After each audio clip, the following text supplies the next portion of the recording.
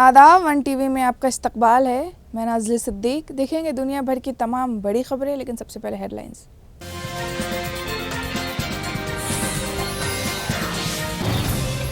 Israeli हमलों में Gaza में अब तक 4,651 लोगों की मौत और 14,245 लोग घायल।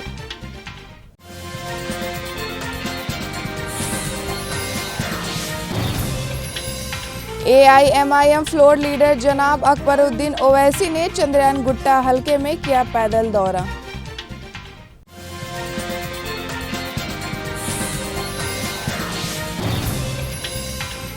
बीजेपी ने तेलंगाना के रुकन असेंबली राजा सिंह की सस्पेंशन को किया बर्खास्त।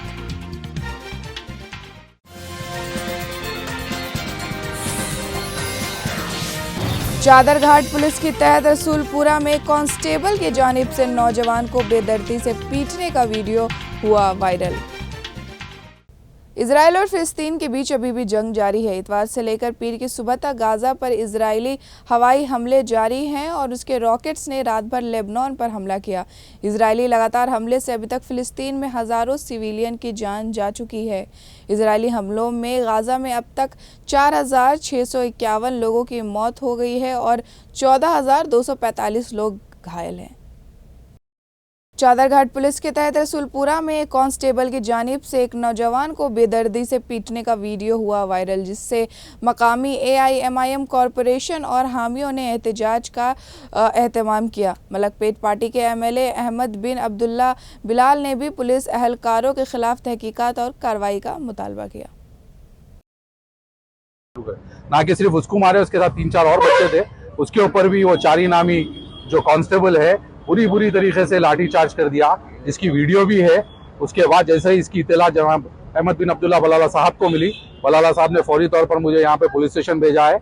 मैं अभी समी खां को यहाँ पर लाकर यहाँ पे कंप्लेन देके उनको MLC के लिए उस्मानिया हॉस्पिटल भेजा गया है।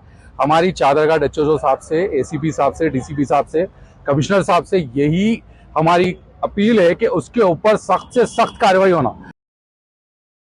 बीजेपी ने तेलंगाना के रुकन असेंबली राजा सिंह की सस्पेंशन को बर्खास्त कर दिया। पार्टी की मरकजी कमेटी के मेंबर सेक्रेटरी ओम पाठक की दस्तखत से जारी रिलीज में कहा गया कि रुकन असेंबली को नोटिस वाजह नुमाई जारी की गई थी, जिसके बाद उन्होंने जवाब रवाना किया था। ओम पाठक ने कहा कि इसके जवाब और वजाहत पर गौर करने के बाद कमेटी ने फौरी असर के साथ उनके सस्पेंशन को मनसूख करने का फैसला किया। वाज़ेह रहे कि राजा सिंह ने गुज़िश्ता साल रसूलुल्लाह सल्लल्लाहु अलैहि वसल्लम के शान में गुस्ताखी की थी, जिसके खिलाफ मुल्क भर में मुजाहरे किए गए थे। कहा है और मेरे लिए केंद्र को कहा है कि राजा सिंह ने जो किया है वो बिल्कुल भी उसमें कोई गलत नहीं है। केंद्र को समझाने का काम उन्होंने किया है। केंद्र ने विश्वास किया है कि मैंने कोई गलत नहीं किया। आज भारतीय जनता पार्टी का जो सस्पेंशन मेरे ऊपर था वो हटा। साथ ही साथ भारतीय जनता पार्टी की पहली लिस्ट तेलंगाना राज्य की जो कैंडिडेट की लिस्ट बाहर आई है, उस लिस्ट में भी गोशामल विधानसभा से ही मुझे टिकट दिया गया। इसके लिए भी मैं पार्टी के अधिकारी गणों को धन्यवाद प्रकट करता हूँ और साथ ही साथ उन तमाम भाई बंधुओं को मैं हृदय से धन्यवाद प्रकट करूँगा जिन्होंने सोशल मीडिया के माध्यम से मेरा सपोर्ट किया है। सिर्फ तेलंगाना राज्य नहीं, गोशामल विधानसभा नहीं, पूरे भारत में मेरे समर्थन में सभी लोगों ने। अशफाकुल्लाह खान की 123वीं यौम पैदाइश की तकरीब रियासती दफ्तर में मुनक्किद की गई। अशफाकुल्लाह खान एक बेमिसाल बहादुर थे, जिन्होंने इस मुल्क के इत्तेहाद के लिए अपनी जान का नजराना पेश किया ताकि मुल्क में अदम मशावत से पाक मुशावरा हो सके। इस मुलाकात की सदारत आम आदमी पार्टी के रियासती सदर आरिफ खान ने की। इस मौके पर आप मकबूल बादशाह के रियासती सेक्रेटरी आवाज़ ने इस सब पे पहले अशफाकुल्लाह खान की तस्वीर पर फूल चढ़ाकर खराज अकीदत पेश की। ప్రధానంగా ఈ దేశ ఐక్యత కోసం ఈ దేశంలో జరుగుతున్నటువంటి పరిణామాలు నేటి పరిస్థితుల్లో ఎంతో అవసరం. అష్ఫాకుల్లా ఖాన్ లాంటి త్యాగాలు చేసినటువంటి వీరుల చరిత్ర తెలుసుకోవాల్సిన అవసరం ఎంత ఉంది. ఈ దేశంలో అసమానతలు లేని రాజ్యం కావాలని కోరుకున్నటువంటి వ్యక్తి. ఈ దేశంలో హిందూ ముస్లింల ఐక్యత కోసం పనిచేయాలని ఒక నిర్ణయంతో అతి చిన్న వయసులోనే ఈ దేశ ఐక్యత కోసం ముందుకొచ్చినటువంటి వ్యక్తి. తాను 7వ తరగతి చదివే క్రమంలోనే ఈ దేశం బ్రిటిష్ వాళ్ళు ఈ దేశం పైన దండయాత్ర చేసి బ్రిటిష్ వాళ్ళు వస్తుంటే ఈ దేశ ఐక్యత కోసం నేను పనిచేస్తానని ఆ రోజు రామ్ ప్రసాద్ బిస్మిల్, అష్ఫాకుల్లా ఖాన్ బిస్మిల్తో పరిచయమై నేను ఆర్యవైశ్య సంఘం కమిటీలో నేను ఒక సభ్యునిగా చేరుతాను, హిందుస్థాన్ రిపబ్లికేషన్ అసోసియేషన్లో నేను ఒక సభ్యునిగా చేరుతానని కోరుకున్నటువంటి వ్యక్తి అష్ఫాకుల్లా ఖాన్. ఇలాంటి వ్యక్తుల త్యాగాలు ఈరోజు మారుమూల పడేస్తున్నారు. ఇతని చరిత్ర బయట వేయటంలో కూడా రాష్ట్ర ప్రభుత్వాలు చిన్నచూపు చూస్తున్నాయి. అందుకని ఆప్కి ఆవాజ్ ఒకటే డిమాండ్ చేస్తుంది, ప్రతి ఒక్క సబ్జెక్ట్లో హిస్టరీలలో అష్ఫాకుల్లా ఖాన్ లాంటి వీరుల త్యాగాల చరిత్ర తెలియాల్సినటువంటి అవసరం ఉంది. प्री प्रोफाइलिंग की बुनियाद पर हैदराबाद ने इतवार को दुबई से आने वाले एक पीक को रोका और गैर एलानिया सोने के जेवरात पीक बैगेज में से हासिल किया, जिसका कुल वज़न 610 ग्राम और मालियत रुपए 32 लाख है। उस सोने को जब्त कर लिया गया। मरकजी वजीर किशन रेड्डी ने बीजेपी ओबीसी मोर्चा के कौमी सदर और बीजेपी पार्लियामेंट बोर्ड के रुकन एमपी डॉक्टर लक्ष्मण के साथ मुशीराबाद के भागेलिंगमपल्ली में अक्षरा स्पोर्ट्स ऑर्गेनाइजेशन के जरिए मुनक्कदा बातुकामा की तकरीबात में शिरकत की। इस मौके पर मरकजी वजीर किशन रेड्डी ने तेलुगु आवाम को दशहरा की मुबारकबाद भी दी।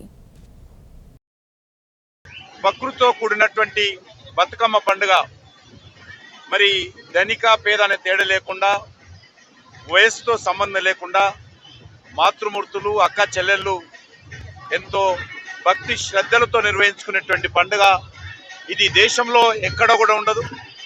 మనం దేవుడిని పూలతో పూజిస్తాము, కానీ ఈ పండుగలో దేవుడిని పూజించేటువంటి పూలనే మనం ఈ సందర్భంగా మన మహిళా లోకము పూజిస్తుంది.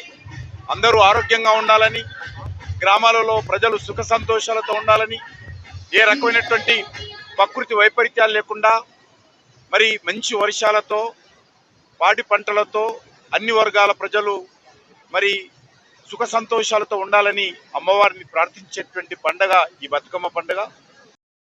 AIMIM फ्लोर लीडर जनाब अकबरुद्दीन ओवैसी ने जहांगीराबाद, नूरी नगर, चंद्रयान गुट्टा हलके में और उसके करीबी इलाकों में पैदल दौरा किया, जहां उन्होंने अपने मुनाफिकीन की तख्तों और उम्मीदों को मवाज़ीन की तरफ अपनी जारी रखी। इस पैदल दौरे में मुकामी लोगों ने बढ़ चढ़ कर हिस्सा लिया।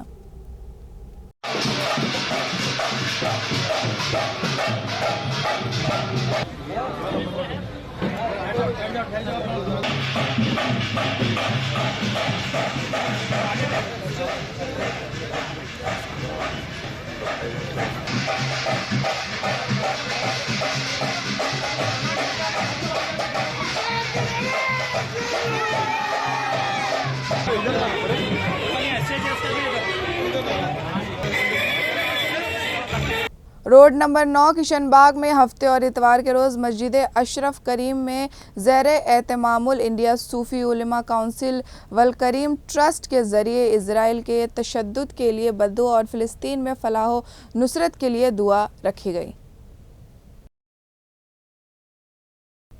हैदराबाद बैरिस्टर असउद्दीन ओवैसी फ़िलिस्तीन में इज़राइली हमलों के ख़िलाफ़ आज 23 अक्टूबर को 6 बजे शाम को दारुस्सलाम में जमाती एहतजाजी जलसा आम मनाया जाएगा। मजलिस इत्तेहादुल मुस्लिमीन की तरफ से आयोजित होने वाले एहतजाज में मजलिस के सदर और पार्लियामेंट के रुकन हैदराबाद बैरिस्टर असउद्दीन ओवैसी ने बताया कि पीर को मगरिब की नमाज के तुरंत बाद एहतजाजी जलसा आम का आगाज़ होगा। इस जलसे में मुख्तलिफ सियासी जमातों के कायदीन, आला तंजीमों के ज़िम्मेदारान, रियासती और कौमी सतह के अमायदीन, उलमाए कराम और लोग शामिल होंगे। वज़ीर महमूद अली ने बंगाली दुर्गा माता के पंडाल पुराने शहर के घासी बाज़ार का दौरा किया। उनका रिबन कटवाकर इस्तकबाल किया गया और वहां मौजूद लोगों को वज़ीर ने मुबारकबाद भी दी। आज के लिए बस इतना ही। अब मिलेंगे नए खबर के साथ, तब तक के लिए खुदा हाफिज़।